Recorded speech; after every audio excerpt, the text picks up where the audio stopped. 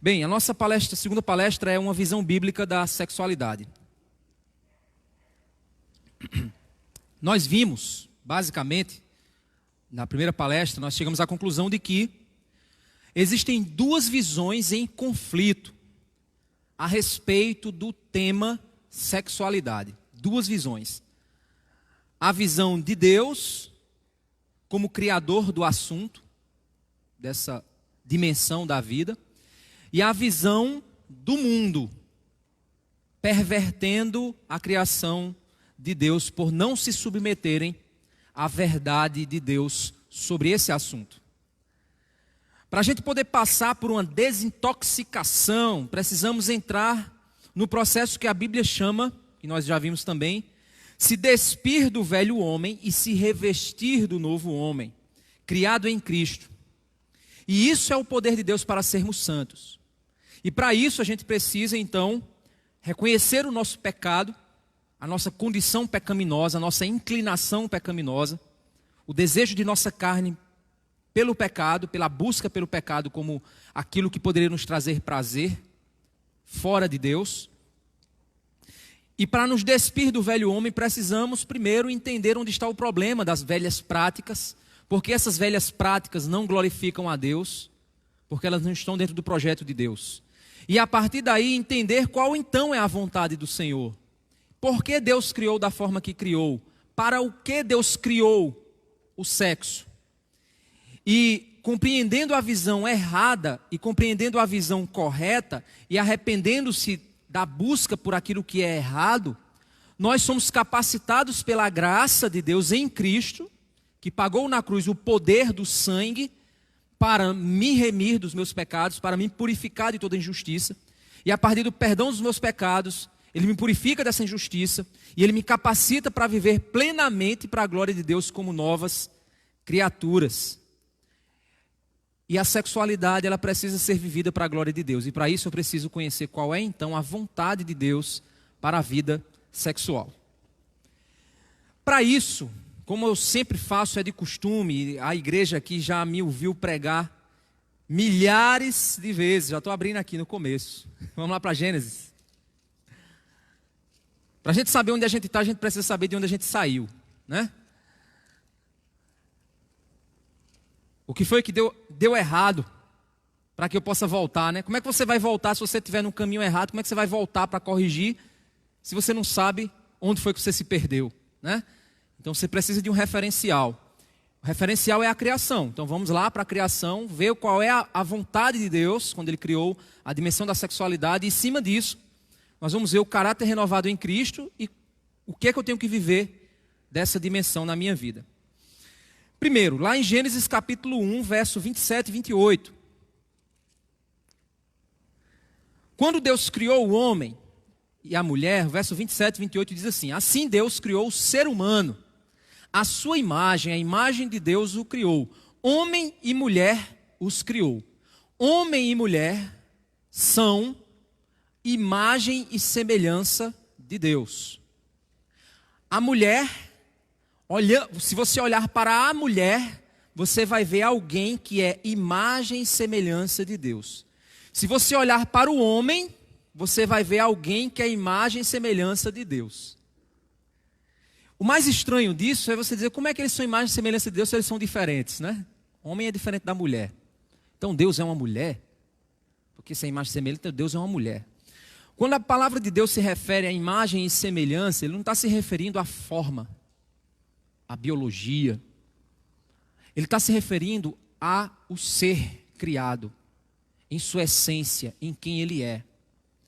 Homem e mulher foram criados em imagem e semelhança de Deus porque eles possuem atributos que apontam para a divindade, que apontam para algo maior do que o que eles são. Se você olha para um cachorro, um gato, é um animal. Se você compara um animal com um ser humano, você percebe que o animal não tem religiosidade, capacidade de raciocínio, de criação, de criatividade, pensamento, moralidade, decidir o que é certo e errado. O animal não tem isso, porque ele não é imagem e semelhança de Deus. Mas homem e mulher são imagem e semelhança de Deus. E por isso eles possuem em si, na sua essência, a capacidade de perceber a eternidade. É que diz lá em Eclesiastes: Deus pôs a eternidade no coração do homem. Então, nós temos a capacidade de sermos transcendentes. O que é isso? Alcançarmos algo que vai acima da matéria. Nós refletimos na matéria, nós sentimos a matéria, mas nós temos uma reflexão a respeito da matéria que vai além do que somente o uso dela. Para nós, para o ser humano, a matéria tem significado. Quando você vai comer uma comida,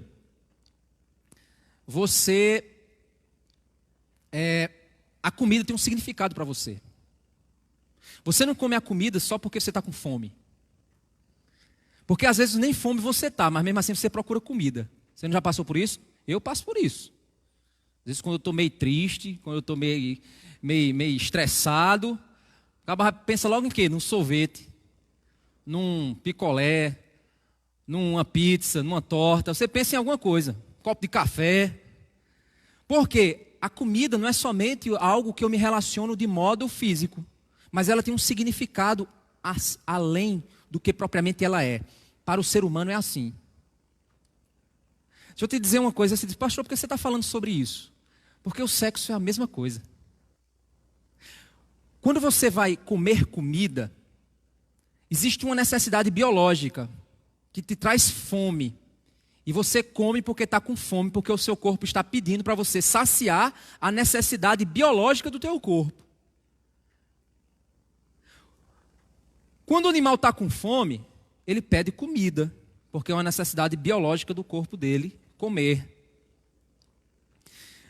É interessante, e aí eu vou falar uma coisa meio nojenta aqui, né? Mas a cachorra lá em casa, se eu deixo o portão de casa aberto, aí tem a nossa gata, né? Aí tem a caixinha de areia da gata, onde ela faz o cocôzinho dela. Se eu deixar o portão aberto, a cachorra entra e come as fezes da gata. Eu digo: meu Deus, ela não sabe que está comendo o resto do outro bicho. Talvez você já tenha bicho que faz isso, né? Bicho faz essas coisas. Uma necessidade, como um mato, como uma coisa. É uma necessidade ali do bicho que ele não tem noção do que ele está fazendo. É uma necessidade. Ele está tentando atender a necessidade do seu próprio corpo. Por que você está falando de comida? Porque sexo é da mesma forma, gente. Já viram eu acho que é um filme que diz Comer, Rezar, Amar. Eu acho que é um filme, uma série, não sei. Mas é uma frase que dá a relação entre comida, religiosidade e sexualidade. O sexo, ele tem a mesma relação. Ele tem a dimensão biológica dele, a dimensão que é a necessidade física, biológica, que aí qualquer jovem que não tem uma vida sexual ainda ativa, a vontade que você tem na busca pelo ato sexual é uma realidade da tua biologia, do teu corpo. Só que nós, seres humanos, não nos relacionamos com essas dimensões apenas de modo físico, biológico. Elas têm significado para nós.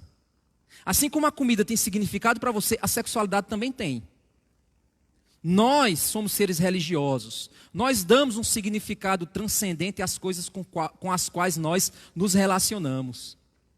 Porque nós somos criados assim, para acessar quem Deus é e o que Deus quer e a nossa vida espiritual. Nós somos criados dessa forma.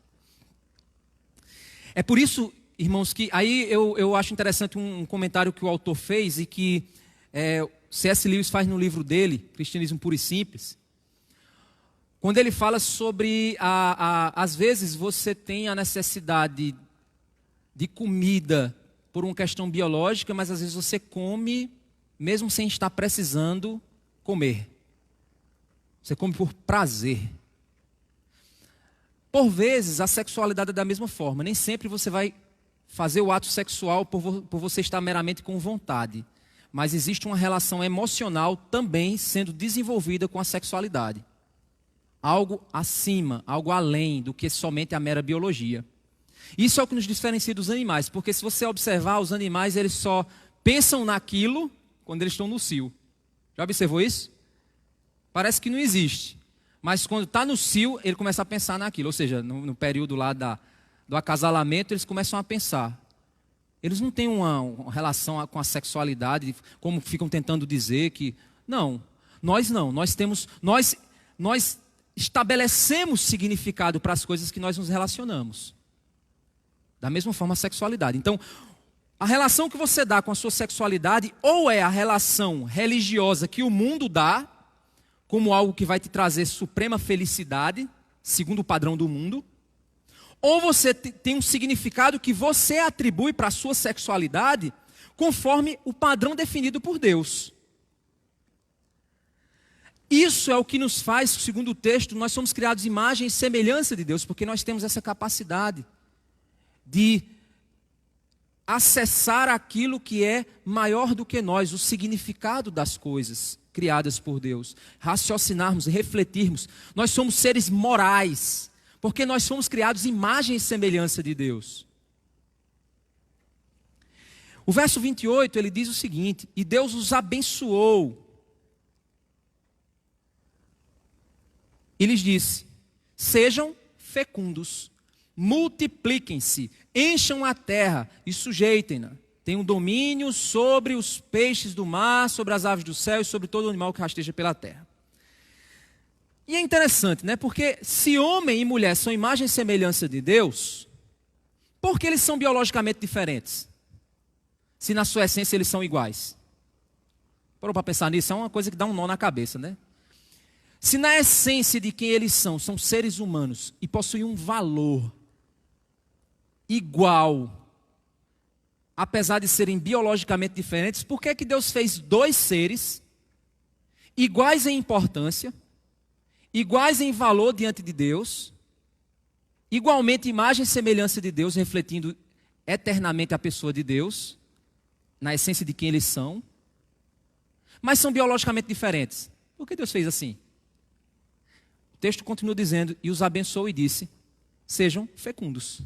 Criando homem e mulher, ele criou eles biologicamente diferentes para o quê? Para reprodução. Agora é interessante que tem animais que poderiam tem animais que eles são assexuados, né? Eles se reproduzem mantendo, vou dizer um termo assim, eu não sou biólogo não, mas é mantendo relação consigo mesmo. Eles não precisam ter um par para eles se reproduzirem. Eles conseguem reproduzir. Por que Deus não criou o ser humano assim, hein? Eu vou, me divido e aí gero uma criança. Eu comigo mesmo. Não, Deus não fez assim. Deus fez um homem e uma mulher que para se multiplicar precisam unir-se. Que estranho, né? E Deus fez ambos biologicamente distintos. Porque uma das coisas que a gente precisa entender é que Deus usa a sexualidade como um meio de refletir a unidade da diversidade. O que é isso? Deus é três em um, que criou dois seres que, apesar de serem dois, só possuem capacidade de procriação se tornarem um. Assim como a Trindade criou todas as coisas a partir do seu relacionamento eterno de unidade, a unidade da Trindade produziu todas as coisas que a gente vê. Deus criou dois seres que na sua unidade da diversidade também vão produzir, vão procriar. Isso aponta para o caráter da pessoa de Deus. Então, meus irmãos, sexualidade não é somente procriação, mas a procriação é o reflexo do caráter eterno de um Deus triuno que se une em um e que cria um homem à imagem e semelhança dele. Por isso que homem com homem não reflete o caráter de Deus. Por isso não existe casamento de homem com homem, casamento de mulher com mulher, porque isso não reflete o caráter de Deus, que é a unidade da diversidade. O Pai, o Filho e o Espírito. Cada um possui uma identidade única, mas que se unem de forma tão perfeita que se tornam um. Homem e mulher possuem uma identidade única, mas que se unem de tal forma, de modo intencional, que produz vida, produz filhos, como fruto da bênção de Deus. Por isso que o verso 28 diz: e Deus os abençoou e lhes disse: sejam fecundos, procriem, multipliquem-se, encham a terra. Para quê? Sujeitem-na. Sujeitem a terra ao uso de vocês. As dimensões que eu criei, vocês vão submeter essas dimensões da criação ao benefício de vocês e de sua família. Lembra as dimensões que eu falei? Trabalho, família, casamento, sexualidade, animais, tudo. Sujeitem a terra ao uso de vocês. Tenham domínio sobre os animais, dominem eles, eles foram criados para o uso de vocês.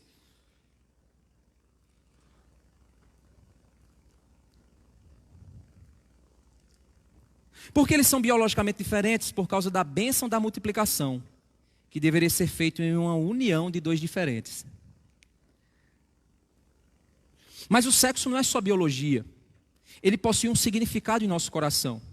Ele foi criado para conceber que é maior, algo maior do que nós. Como nós fazemos com a comida. E é essa relação que eu expliquei aqui no início. Deus usa o sexo como uma forma de procriação, sendo o homem reflexo de Deus no ato criativo. É interessante isso, gente.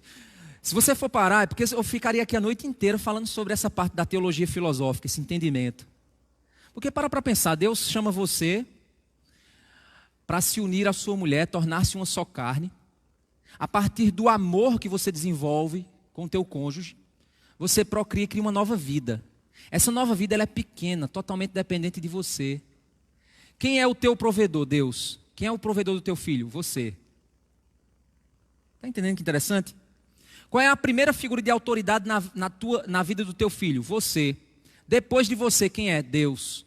Quando o teu filho casar, a tua figura de autoridade deixa de ser autoridade na vida dele. E o teu filho, quando casar, ele vai ter uma autoridade agora diante de quem? De Deus.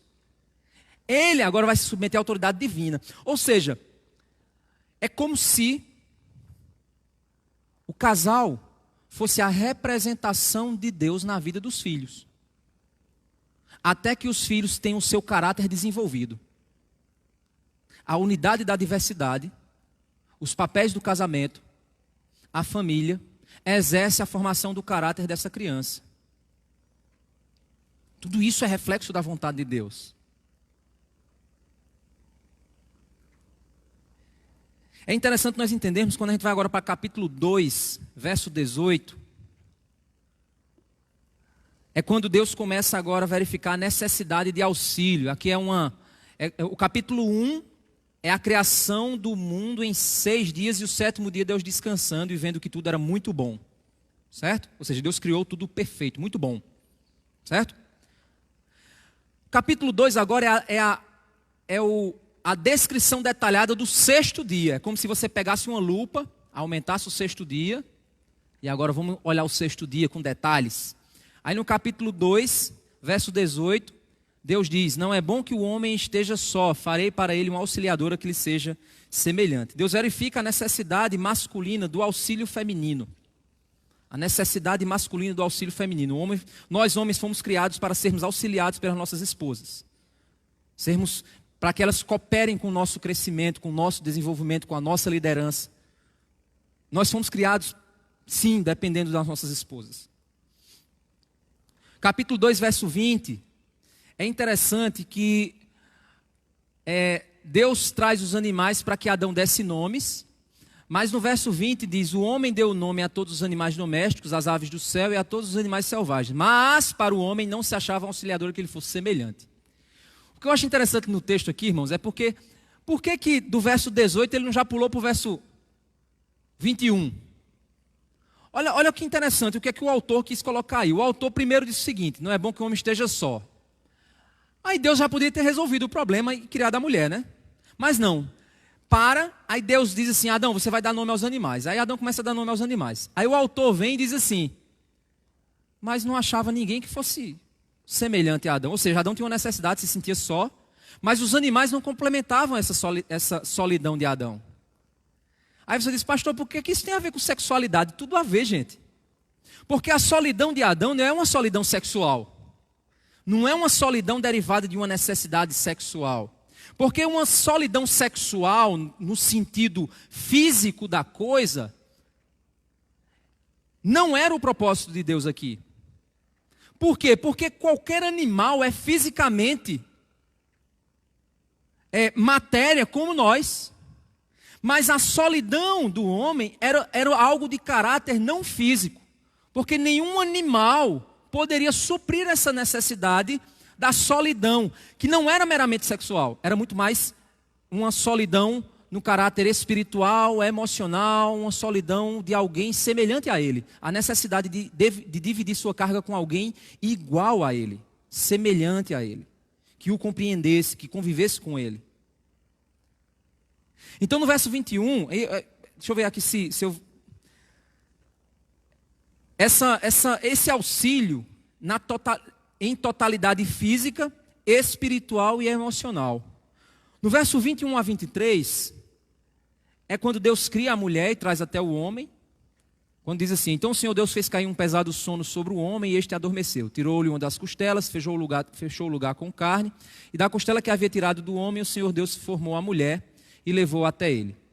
E o homem disse, esta afinal é osso dos meus ossos, carne da minha carne. Será chamada varoa porque do varão foi tomada. E é diante dessa circunstância da criação para atender à solidão masculina de um homem que havia sido criado de modo incompleto, para que, incompleto no seu caráter de familiar, porque a família deveria ser formada por homem e mulher.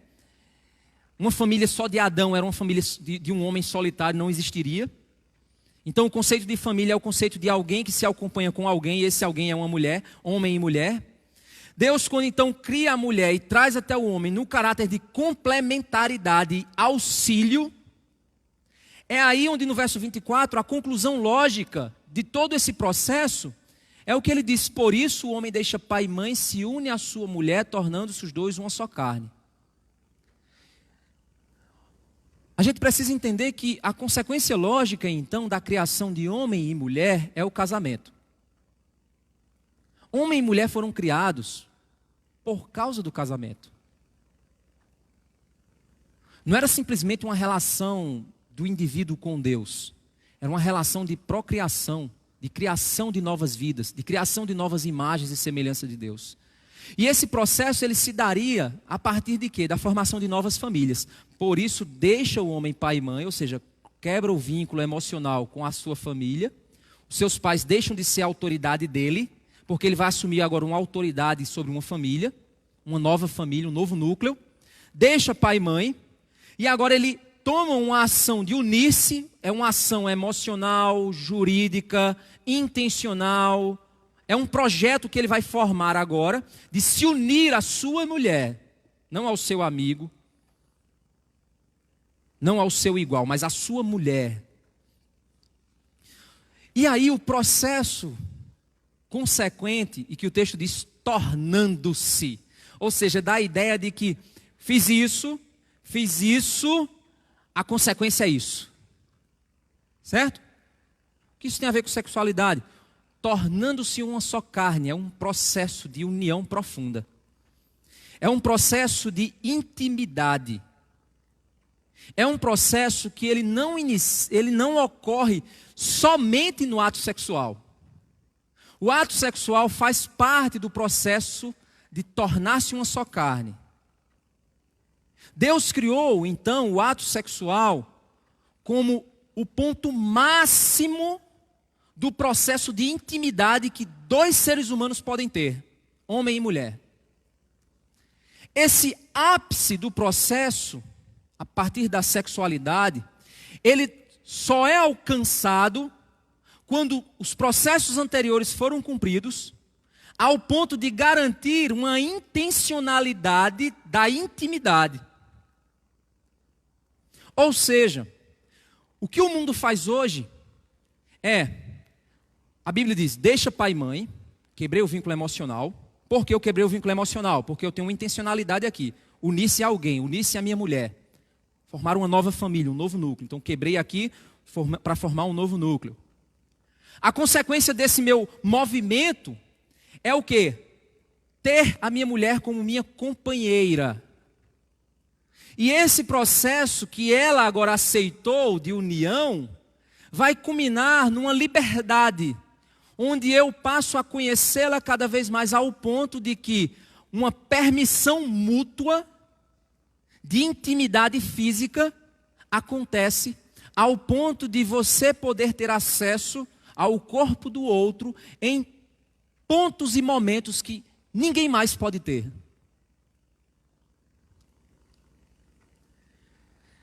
O verso 25 diz, ora, um e outro, o homem e sua mulher estavam nus e não se envergonhavam. Isso é interessante.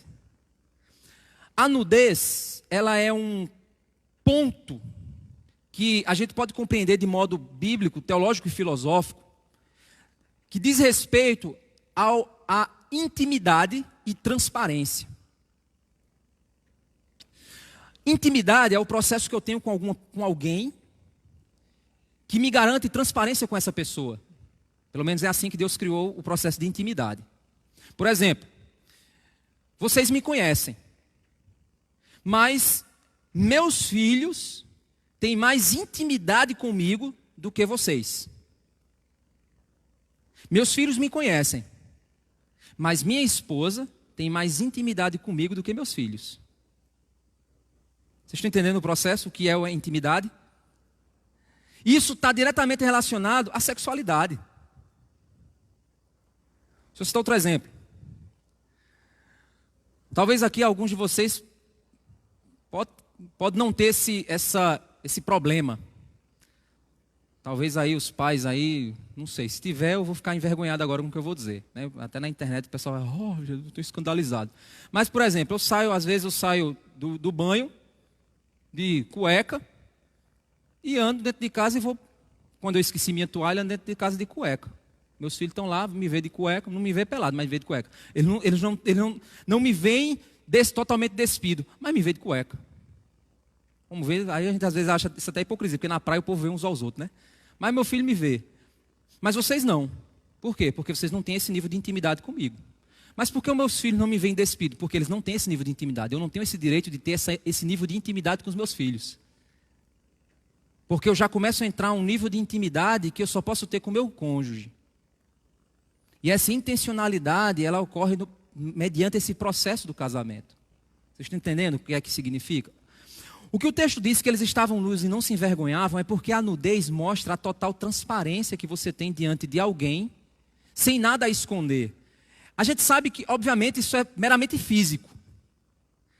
Mas é óbvio que aqui o caráter da nudez não é somente física. Vocês já pararam para se perguntar por que a gente tem pudor? Por que a gente tem vergonha de ficar nu? Da nudez, por que a gente tem vergonha? Vocês já pararam para pensar nisso? Parece um processo, quando você é criança, você anda, os meus pequenos lá andam pelados dentro de casa. A minha pequena diz, papai, eu fiz xixi. Aí eu vesti essa calcinha, menina. Vai vestir, rapaz. Mas quando chega a uma certa idade, a adolescência começa a chegar, e você já começa, não pode me ver mais assim não. Parece que é um processo natural. Aí o que a sociedade vai dizer é que é uma construção cultural, porque nas praias de nudismo o povo anda não sei o que lá, aí vai dizer que é um processo. Não, gente, é um processo que está diretamente ligado a quem nós somos. O ser humano ele não é só biologia, ele é biologia e alma. É físico e o significado que o físico possui. O significado do corpo é uma compreensão racional que produz significado para a minha alma, na minha alma, em quem eu sou. Que eu me entendo por gente. Então, esse processo de total intimidade ocorria aqui no casal. Eles estavam nus e não se envergonhavam. Não existia esse... É interessante que às vezes eu converso com os casais, né? Os jovens que vão casar, né? Aí depois de um tempo faz pós-nupcial, né, que é uma conversa logo após e tal. Aí é interessante que aí, tempos depois a gente começa a conversar e tal, e aí a gente descobre, por exemplo, coisa do tipo assim, a menina casa e vai no banheiro, na primeira semana vai no banheiro, e quando vai no banheiro fazer a sua necessidade fisiológica, ela sai do banheiro e lava o banheiro, bota um perfumezinho no banheiro, para o marido não ver que o que ela fez tem mau cheiro. E o tempo vai passando, e chega a um ponto que você não tem mais o que esconder. Eu sou o que sou. Aqui, ó. Eu faço isso mesmo e fede. E você não tem mais o que esconder. Por quê? Porque você já tem intimidade. É aquele processo, vou dizer aqui brincando, gente, isso é uma palestra, não é uma pregação não, certo? Então a gente vai... É um bate-papo. Quando eu faço curso de noivos com alguns, né, aí eu tenho, às vezes, o costume de perguntar aos meninos: você já peida na frente um do outro? Solta pum já na frente um do outro? Quando diz assim, não, eu digo, vão casar e ainda não soltou nenhum pum na frente um do outro? Que pudor é esse? Vocês já perceberam que é uma coisa, isso mostra um grau de intimidade. Eu não vou chegar na tua casa, estou te visitando e soltar um lá. Aí você, pastor doido danado, você está pensando que está onde? Não dá um caráter que, falta de educação, está pensando... Agora, se eu fizer isso na minha casa e meu filho estiver do meu lado, ele vai dizer, pai, para com isso, é normal. Então, gente, isso está relacionado ao processo de intimidade. Vocês já perceberam que a gente tem esse costume de usar roupas e máscaras na presença de outras pessoas e nós não mostramos tudo que nós somos? Porque nós temos essa tendência natural, já está na nossa natureza, está na nossa construção. Mas esse processo de intimidade no casamento, ele não existe. De esconder, de dizer assim, não, eu sou até aqui, você me vê até aqui. Isso não existe, esse processo. No casamento, dentro do casamento. Esse processo de intimidade. Então, o que é que o pecado faz quando então chega? Ele quebra esse vínculo de intimidade. Eles começam agora, eles não têm mais complementaridade, eles têm agora competição. Olha no capítulo 3, no verso 16, quando o pecado entra então em cena, o verso 16, na parte B do verso, vamos logo direto para a parte B, quando ele diz parte C, né?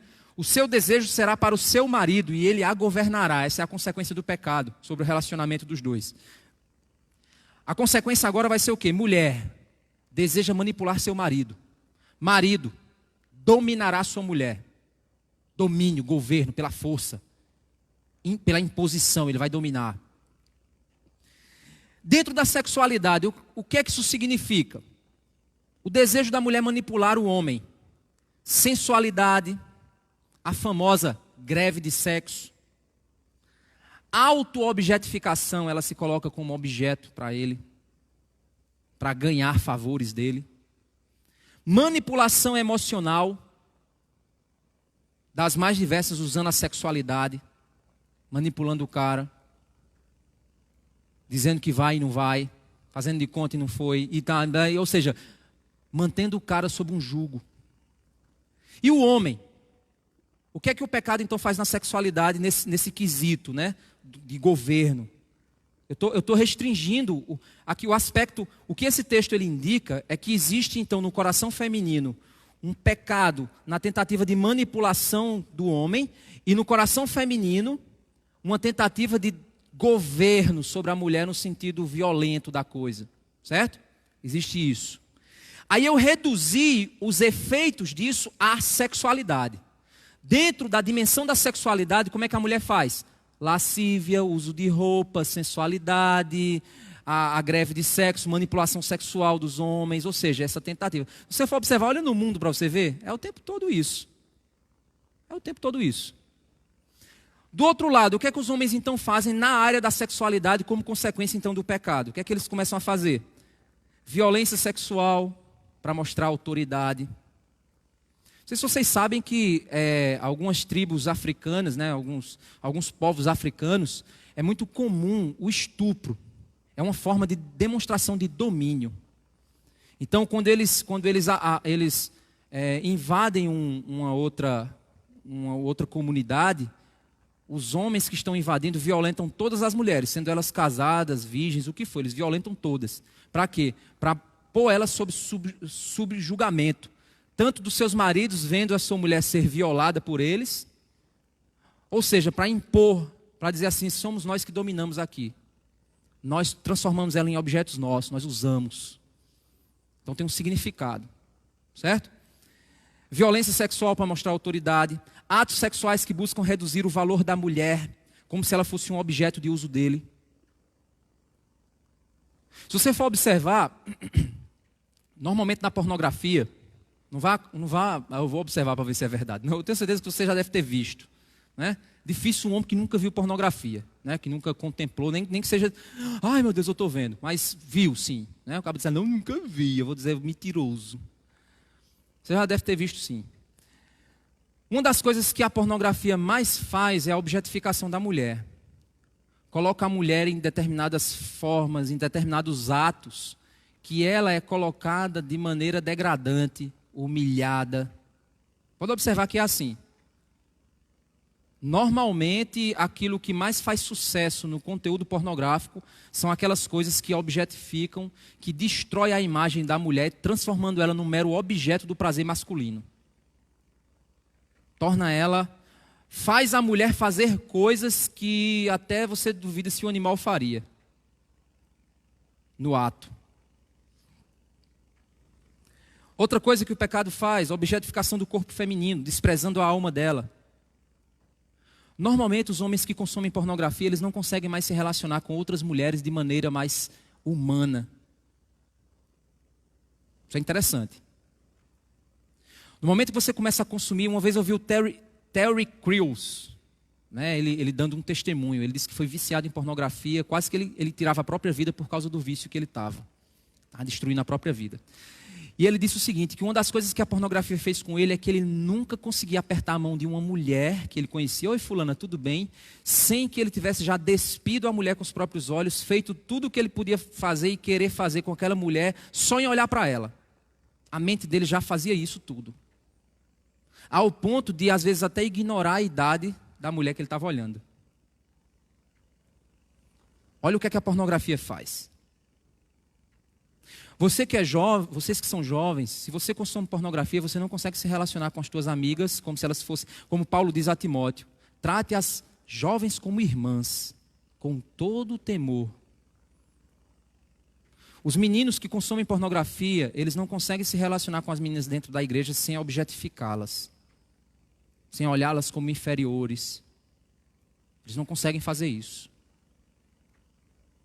É complexo a situação. Doentia a situação.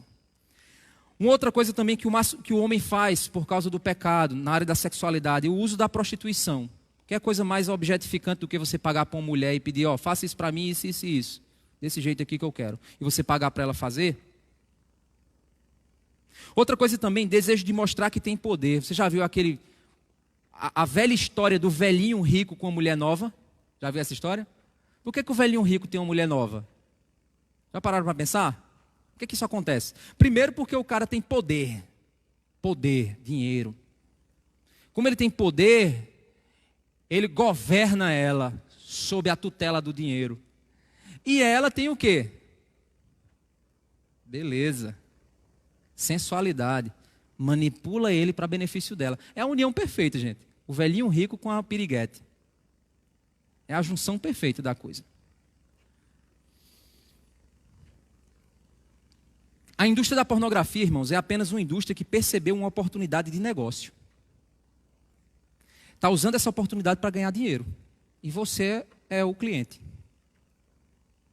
O problema do pecado no mundo é esse, meus irmãos. Por isso a gente precisa ter uma visão bíblica. Que o problema da sexualidade é a maneira como eu encaro ela no meu coração. Sexo para mim é o quê? Essa é a pergunta que você tem que fazer. O sexo foi criado por Deus para abençoar e dar prazer ao casal. Os abençoou e disse, sede fecundos. Os abençoou e disse, sede fecundos. Ou seja, ele não disse assim, o texto poderia ser assim, os abençoou com o sexo e, consequentemente, eles teriam filhos se vacilasse. Não, faz parte de todo o processo. A sexualidade, você diz, então a sexualidade é só para a procriação? Não, gente. A sexualidade leva à procriação. Aí tem gente que diz assim, não, mas o sexo, o desejo sexual foi dado ao ser humano. Quem tem uma visão mais darwinista, criacionista da coisa, vai dizer o quê? Não, a sexualidade foi dada ao ser humano para que ele procrie, porque se não for dado o desejo a ele, ele não vai conseguir procriar. Não é por isso. Porque nós damos um significado à sexualidade além, assim como damos à comida. A gente não come só para sobreviver.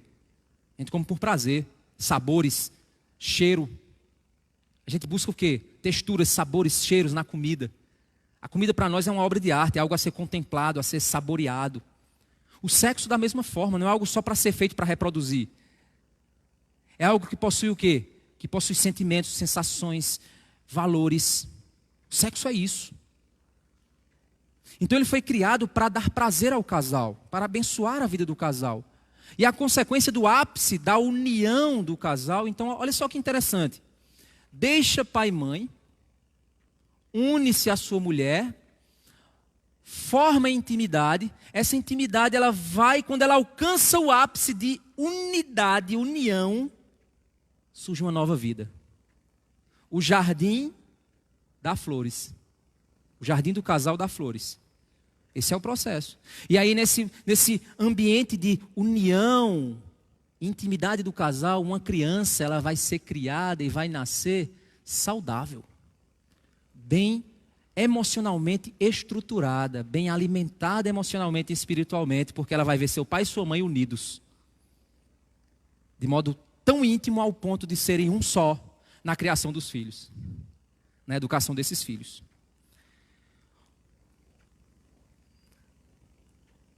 É uma dimensão da criação de Deus, foi feito para o prazer humano na presença de Deus. Por que foi feito, o sexo foi feito para o prazer na presença de Deus? Porque ele é feito dentro da orientação de Deus, da visão que Deus tem. Pastor, mas... Deixa eu dizer uma coisa para você que é casado. Se você nunca orou pela sua vida sexual, meu irmão, comece a orar. Comece a orar por isso. Porque o sexo foi dado por Deus, então eu devo orar para que Deus desperte em mim uma visão santa do sexo. Então ele foi feito para ser feito na presença de Deus, segundo a vontade de Deus. E o que é que o pecado faz? Ele distorce isso. Ele promete prazer sem a presença de Deus, sendo usado fora do propósito criado por ele. Olha o que é que o livro de Provérbios diz. Vamos lá para Provérbios capítulo 5.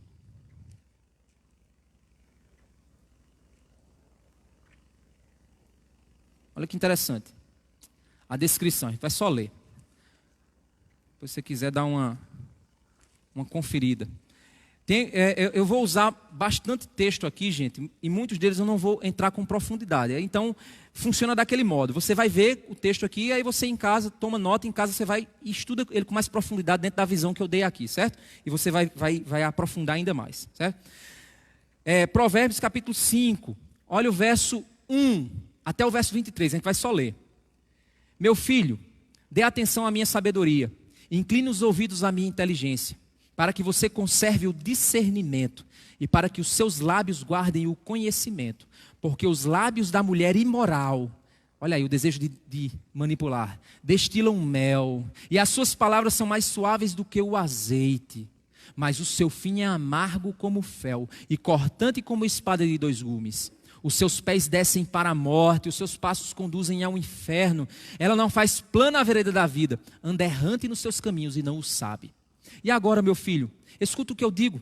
Não se desvie das palavras da minha boca. Afaste o seu caminho dessa mulher. Não se aproxime da porta da casa dela, para que você não dê a outros a sua honra, nem a sua vida a homens cruéis. Para que os estranhos não se fartem dos seus bens e o fruto do seu trabalho não acabe em casa alheia, pagando pensão. No fim de sua vida você ficará... Pagando pensão foi inserção minha, viu gente? Não está no texto não. Verso 11. No fim de sua vida você ficará gemendo, quando a sua carne e o seu corpo se consumirem. Então você dirá, como foi que eu pude odiar o ensino? Ou seja, você não viu que era certo, se colocou em condição de risco. Se deixou ser manipulado pela sensualidade das mulheres que querem te destruir. Lá no Instagram, no Facebook, no trabalho, na igreja. Ou você acha que não tem Jezabel dentro da igreja? Você acha que não tem jovenzinha Jezabel? Tem umas que você olha assim que o olho da menina, meu amigo, só misericórdia de Deus. O olho dela vai na sua alma. De tanta lascívia, sensualidade, perversidade ela tem no olho. Você acha que não tem isso? Estou dizendo que não tem homem também. Tem uns homens que só misericórdia de Deus. Ele não consegue olhar para ele não consegue olhar para uma mulher e ver um ser humano. Ele vê um objeto. Então você dirá, verso 12, como foi que eu pude odiar o ensino e por que o meu coração desprezou a disciplina? Não escutei a voz dos que me ensinavam, nem dei ouvidos aos meus mestres. Quase caí em ruína completa no meio da congregação reunida. Verso 15, olha o conselho que ele dá. Beba água da tua própria cisterna e das correntes do seu poço. Você tem um poço que Deus te deu, é provisão de Deus o poço que Ele te deu para você tomar água. Bebe da tua cisterna, bebe do teu poço, é provisão de Deus, Ele te deu. Verso 16, por que você derramaria as suas fontes lá fora e os seus ribeiros de água pelas praças? Que sejam para você somente e não para os estranhos que estão com você. E aí quando ele diz estranho, você diz, é porque minha mulher vai dormir com outros homens. Não é isso que ele está se referindo não, gente. A sexualidade, né, da perspectiva bíblica, não é um ato de que o homem possui uma mulher. É um ato que ambos se possuem. A visão bíblica da sexualidade, a gente vai ver mais para frente, não é o homem que deseja a mulher e se satisfaz na mulher. O ato sexual não é um ato de uma direção só. É um ato de direção mútua. Então, quando você se envolve, a fonte que ele diz respeito aqui é o prazer sexual. É isso que ele está se referindo, o prazer da sexualidade. Então, não consuma a tua água, o prazer sexual que Deus criou para você e que Ele pôs na tua casa, no teu terreno. Não vai com esse prazer pelas praças, para todo mundo ver, para todo mundo dar opinião, ou para você contaminar a tua água com as contaminações das praças. Consome você, não para outros virem consumir com você, ou você consumir o teu prazer com outros, não. Mas, olha só que texto interessante, o verso 17. Eu acabei dizendo que eu não ia explicar, mas eu começo a explicar, acaba entrando, né? Mas vamos lá. Verso 18. Seja bendito o seu manancial. O que é isso? O teu casamento. O teu casamento é a fonte da água. É de onde brota a água do prazer sexual. É o manancial. Então, você que é casado, a mulherzinha que Deus pôs na tua vida, ela é a provisão para a tua vida sexual. Ela é a provisão de Deus para o teu prazer e para o prazer dela. Você jovem, que ainda não tem, Deus tem uma fonte que Ele está preparando. Deus tem uma fonte. E no tempo certo, Deus vai pôr essa fonte na tua vida e você vai se alegrar. Olha o que o texto diz. Seja bendito o seu manancial, verso 18. E alegre-se com a mulher da sua mocidade. Ela, é ela. Verso 19, corça amorosa, gazela graciosa, que os seios dela saciem você todo o tempo. Embriague-se sempre com suas carícias.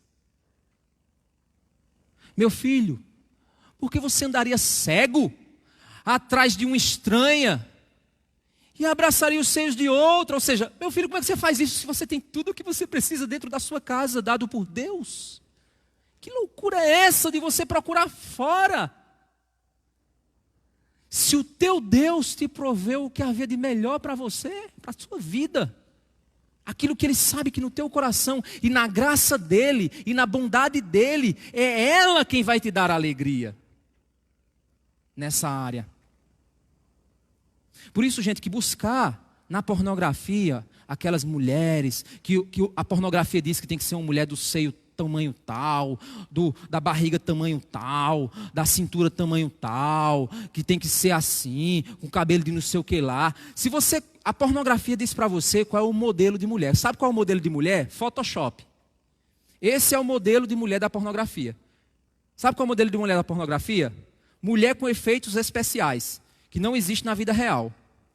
Aí ele vai e cria uma mulher super, ultra, mega, linda, e diz para você, é essa que você precisa para ser feliz. Olha como o ator fica doidão com essa mulher. O ator, olha, imagina, se tu tiver uma dessa, tu fica doidão, igual esse ator. Mas vai olhar, o ator tomou remédio, o ator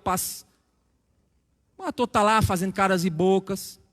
Aquilo não é real, aquilo é uma encenação. E aí fica dizendo para você o tempo inteiro que aquilo é real, isso é real, isso é real. Você precisa disso, você precisa disso, você precisa disso. Aí você faz o quê? Você vai e chega em casa, aí tem uma mulher real. Uma mulher que não vive em academia. Uma mulher que, quando você chega, estava lá fazendo comida. Aí você chega e vai dar um cheiro no cabelo, o cabelo está com cheiro de carne, um cheiro de feijão. Não é aquela lá que estava pronta, malhada. Não é uma mulher real. E a gente precisa entender que a beleza não está no que o mundo diz. A beleza está em quem nos deu. É nas nossas esposas que nós devemos encontrar a beleza. Do jeito que Deus fez elas. É assim que funciona. Isso é um exercício, gente. Não é fácil no sentido, por quê? Porque o mundo está o tempo inteiro te bombardeando com um padrão de beleza específico. E se você consumir pornografia, você vai começar a alimentar o teu coração e tua mente de uma mulher que não existe, e você não vai achar isso em casa. E aí você vai tentar construir isso em casa e você não vai achar. É irreal. É um padrão que não existe. E o que o texto está dizendo é que eu devo, ao invés de eu procurar lá fora, eu tenho que me concentrar e buscar na fonte que Deus me deu, o prazer que Ele me promete, nela, com ela. É o prazer que Deus me promete. Verso 21, porque os caminhos do homem estão diante dos olhos do Senhor, e Ele considera todas as suas veredas. Quanto ao ímpio, as suas iniquidades o prenderão, e com as cordas do seu pecado será detido. Ele morrerá pela falta de disciplina e pelo excesso de sua loucura, sai cambaleando por aí. Outro livro, que aí depois você lê, o livro de Cantares, um livro de romance. Vai lá na parte em que eles estão na noite de núpcias, vai ler lá a descrição do cara olhando para a mulher e diz, seus seios são assim. A mulher olha assim, sua coxa é não sei o que lá, sua barriga é não sei o que lá, é de tanquinho. Aí diz, não, a sua é de tanque mesmo, de guerra e tal. Você vai ver lá a descrição, você vai ver de que forma eles descrevem. Como é que eles estão percebendo. O livro de Cantares está lá também para te mostrar. Agora vamos para 1 Coríntios capítulo 7. A gente vai ver agora conselhos práticos, porque agora o pecado, então, ele busca perverter esse processo criado por Deus. A provisão sexual vem por meio do casamento. Põe isso na tua cabeça, a provisão sexual vem por meio do casamento. Isso é muito claro nas Escrituras. A provisão sexual não vem por meio da masturbação. A provisão sexual não vem por meio da pornografia. A provisão sexual não vem por meio de nada, vem por meio do que Deus criou para ser casamento, a tua esposa. A tua provisão sexual vem por meio da sua esposa. Essa é a criação de Deus. 1 Coríntios capítulo 7. Antes da gente entrar no 7, vamos para 1 Coríntios capítulo 6. Olha o verso 12, que interessante. Só ler, verso 12 ao 20. Todas as coisas me são lícitas, mas nem todas me convêm. Todas as coisas me são lícitas, mas eu não me deixarei dominar por nenhuma delas. Olha que interessante. Os alimentos são para o estômago. É interessante que Paulo ele relaciona alimento com sexo. Olha que coisa interessante, uma relação aqui bem interessante. Os alimentos são para o estômago, e o estômago existe para os alimentos. Mas Deus destruirá tanto o estômago quanto os alimentos. Porém, o corpo não é para a imoralidade, mas para o Senhor. Ou seja, a relação que o corpo tem com a imoralidade não é criação de Deus. A relação, Deus criou o corpo para Ele. O teu corpo é do Senhor. O teu corpo não é para o teu prazer. O teu corpo é para Deus. Ele te dá o prazer. Como? Eu vou fazer sexo com Deus? Não, é óbvio que não. Mas com a provisão dele, a tua esposa. Porém, o corpo não é para a imoralidade, mas para o Senhor, e o Senhor para o corpo. Deus ressuscitou Deus ressuscitou o Senhor e também nos ressuscitará pelo seu poder. Vocês não sabem que o corpo de cada um de vocês é membro de Cristo? Será que eu tomaria os membros de Cristo e os faria membro de uma prostituta? De modo nenhum. Ou não sabem que o que se une à prostituta forma um só corpo com ela? Porque, como diz, os dois se tornarão uma só carne, mas aquele que se une ao Senhor é um espírito com ele. Ou seja, a unidade que eu tenho com o Senhor é fazer a vontade do Senhor. A unidade que eu tenho com o Senhor é adorá-lo, é oferecer meu corpo a Ele, é fazer aquilo que Deus determina que eu faça para a glória dEle, em todas as áreas da minha vida. Verso 18, fujam da imoralidade sexual, aí eu uso inadequado do corpo. Qualquer outro pecado que uma pessoa comete é fora do corpo, mas aquele que pratica imoralidade sexual peca contra o próprio corpo. Por que você pratica imoralidade sexual? Porque você não está se relacionando com Deus, você está se relacionando com o mundo. E o mundo ensina que o teu corpo é para ser usado para o teu prazer. Mas Deus não ensina assim. O teu corpo é para ser usado para a glória dEle. O teu corpo pertence a Ele. E dentre as dimensões do uso que Deus quer para o teu corpo, uma delas é o sexo, com a tua esposa. Verso 19, será que vocês não sabem que o corpo de vocês é santuário do Espírito Santo que está em vocês? E vocês receberam de Deus e que vocês não pertencem a vocês mesmos? Porque vocês foram comprados por preço. Agora, pois, glorifiquem a Deus no corpo de vocês. Olha que interessante agora. Algumas implicações aqui. Aí no capítulo 7 ele vai fazer várias lições práticas. Depois você lê em casa direitinho. Vou ler só o verso 1 e 2. Quanto ao que vocês me escreveram no verso 1, capítulo 7. É bom que o homem não toque em mulher. Digo por causa da imoralidade. Cada homem tenha a sua esposa. E cada mulher tem o seu próprio marido. Olha só que interessante. Agora, olha o verso 3 e 4. Que o marido conceda à esposa o que lhe é devido, e também de igual modo a esposa ao marido, o que lhe é devido. Está vendo? Dívida. O sexo faz parte da dívida que eu tenho com minha esposa. Verso 4. Às vezes alguns vão poder dizer, ei mulher, vem me pagar o que me deve. Basicamente não é assim, né? Um deve ao outro. Verso 4, a esposa não tem poder sobre o seu próprio corpo, e sim o marido, e também de igual modo o marido não tem poder sobre o seu próprio corpo, e sim a esposa. Verso 5, não se privem um ao outro, a não ser por mútuo consentimento. Você está percebendo, é interessante que no aspecto da liderança masculina, parece que aqui a liderança se perde, no aspecto da sexualidade. Porque agora diz o seguinte, a mulher tem domínio sobre o corpo do marido, o marido tem domínio sobre o corpo da mulher, igualmente. Não é quando o cara quer que a mulher tem que estar. Não é quando a mulher quer que o cara tem que estar. Não. É por mútuo consentimento. Deve haver um bate-papo entre os dois. Porque eles não se pertencem. Eles não pertencem a si mesmos. Eles se pertencem. Esse é o conceito. Olha só que coisa interessante a respeito da sexualidade. E é aqui na sequência que ele... O verso 3 a 6 ele diz que no sexo o corpo de um pertence ao outro e vice-versa. Eles não deveriam se privar só por consentimento mútuo. No verso 7 ele diz o seguinte, que não necessitar do sexo é um dom de Deus, dado a alguns. A cultura que a gente tem hoje é o quê? Que todo mundo tem que fazer sexo. O que é que a palavra de Deus diz? Não, nem todo mundo precisa fazer sexo. Porque tem pessoas que Deus não deu essa necessidade a elas. É um dom que Deus deu a elas, de não necessitar da sexo, de não precisar o exercício da sexualidade na sua vida. Ela não precisa casar.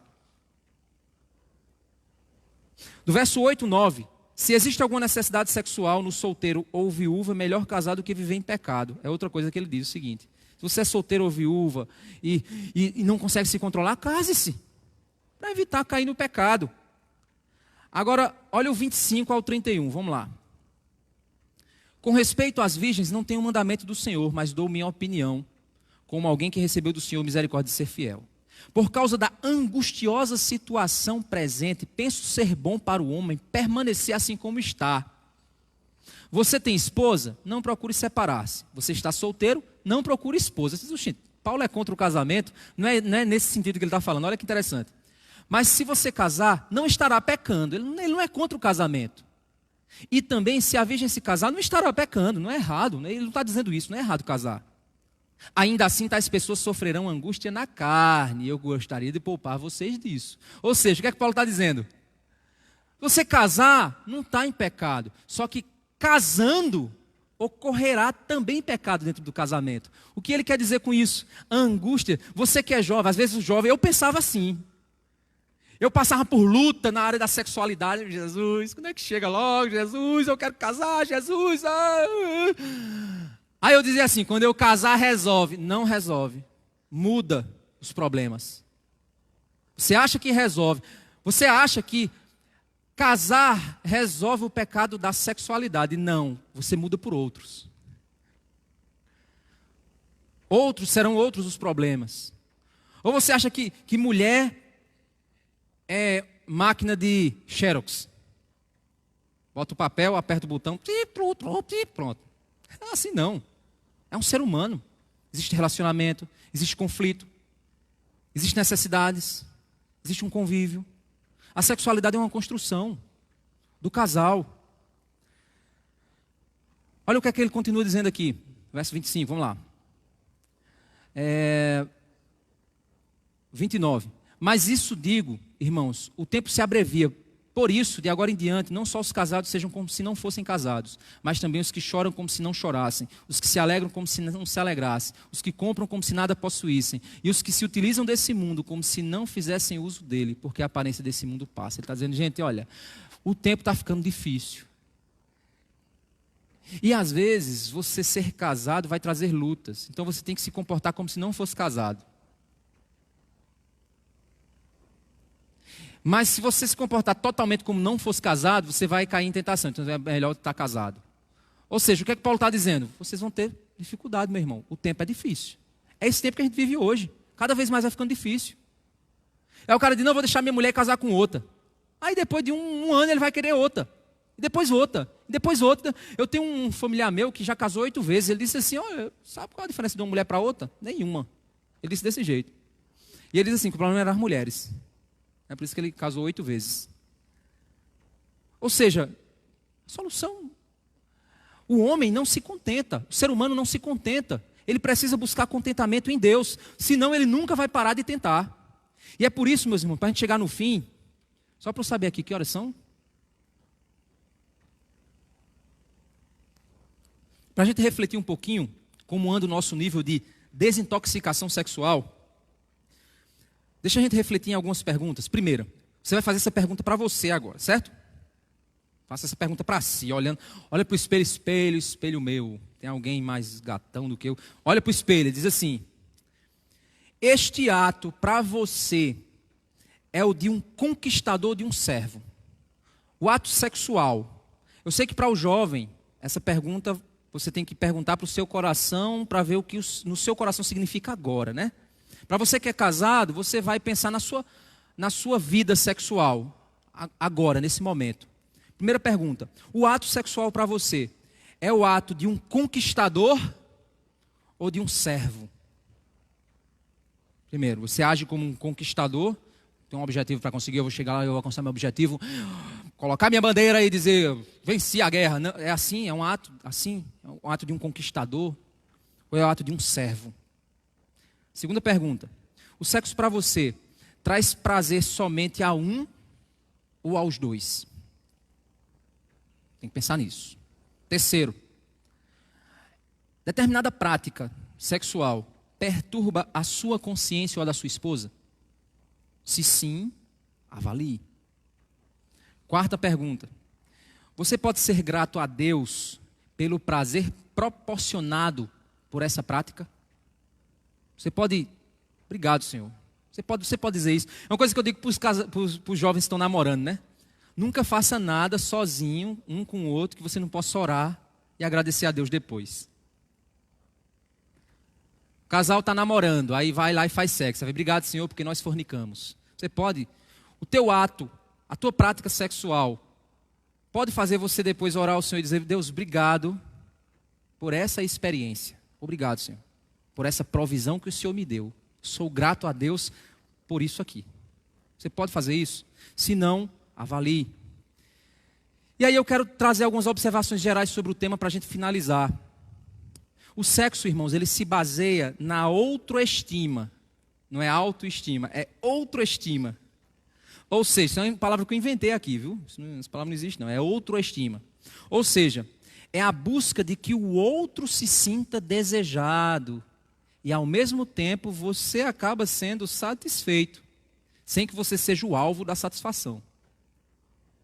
É aquela coisa da...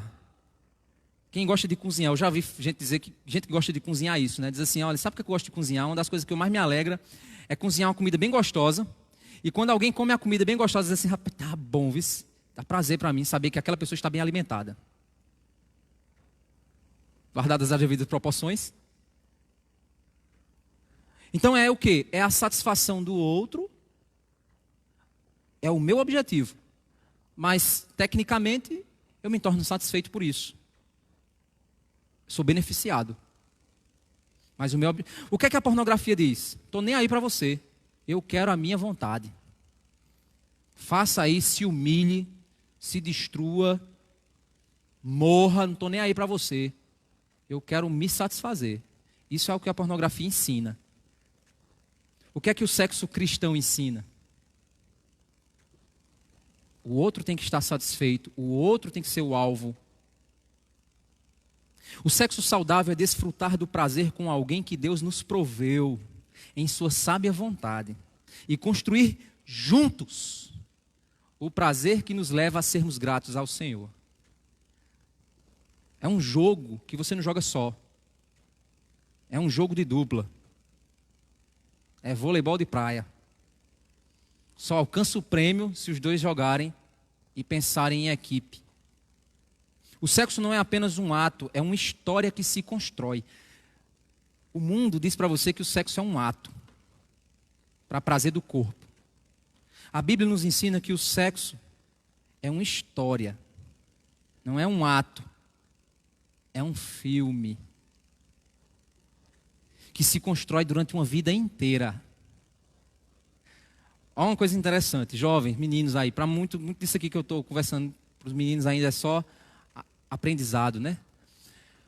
Mas a sexualidade no casamento, ela é o seguinte, no início é muita aventura, no final, à medida que os anos vão se passando, a sexualidade vai se tornando muito mais um romance, uma história. No início parece ser muito mais corpo. Os anos se passam, a proporção de corpo vai diminuindo e a proporção de alma vai aumentando. A união da sexualidade de um casal pode começar com corpo, mas ela vai terminar na história daquele casal sendo alma.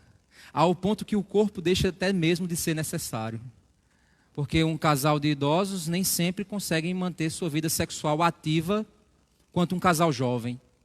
Mas por que eles permanecem casados? Porque para eles o corpo não é mais o centro da sexualidade deles. Mas é o que eles construíram juntos. Essa é a visão de Deus. Por isso que quem está perturbado, quem é uma pessoa perturbada por uma sexualidade doente, o que é que ela faz quando ela fica velha? Ela larga a mulher e vai atrás de uma novinha. Porque ele quer corpo, mesmo que ele seja feio. Mas ele quer uma novinha, mesmo que ele seja um presépio, mas ele quer uma novinha. Porque uma das coisas que o casal sabe é o quê? Quando ele vai ficando velho, é óbvio que a nudez permanece, mas os corpos já não são mais as mesmas coisas. Já não são mais as mesmas coisas que eram quando eram novinhos. Não tem a mesma energia quando eram novinhos. Mas e aí, o sexo vai acabar por causa disso? Segundo a pornografia, vai. Segundo o mundo, vai. Detonou geral, não tem mais graça. Mas segundo a criação de Deus, não. A vontade de Deus, não. É uma parte do relacionamento conjugal de se tornar uma só carne. Mas não é o ponto mais importante, é o resultado de tudo. É o que se constrói na presença de Deus. Não é desfrutar do prazer que alguém pode me dar, mas desfrutar do prazer que construímos juntos. É interessante que, olha só, que aí eu vi uma figura, gente, que me veio na mente, pode parecer estranho para você, mas para mim faz todo sentido. Eu não sei se eu vou conseguir, espero não me alongar no conceito aqui, certo, gente? Mas é um pensamento que me veio assim, aquela coisa que... Eita, já... Israel, quando estava no deserto, todos os dias Deus mandava para eles o maná. Todos os dias eles comiam a mesma comida. E aí chegou um momento que Israel disse o quê? Não temos nada a comer, só nesse maná. Estou abusado disso, todo dia a mesma coisa. Eu quero as comidas que eu tinha lá no Egito. O texto bíblico diz que Deus se revolta com isso. E aí você diz, por que Deus se revolta? Você já comeu cuscuz com ovo todo dia? Eu já. Todo dia, cuscuz com ovo, cuscuz com ovo, cuscuz com ovo, cuscuz com ovo, cuscuz com ovo. Chega um dia que você fala, meu Deus do céu, eu estou cansado de cuscuz com ovo. Jesus manda outra coisa. O fato, irmãos, é o seguinte. Deus, ele se ira contra Israel, não porque Israel estava sentindo que o gosto era igual, mas porque no seu coração, Israel havia desprezado o Senhor. Aí, um autor, certa vez, o John Dwight Pentecost, ele disse uma coisa, e o Charles Swindoll também falou sobre isso, num livro, que ele diz o seguinte, para que você possa sentir o sabor celestial, você precisa ter apetite celestial. Aí a comida celestial fica gostosa, porque o apetite é celestial.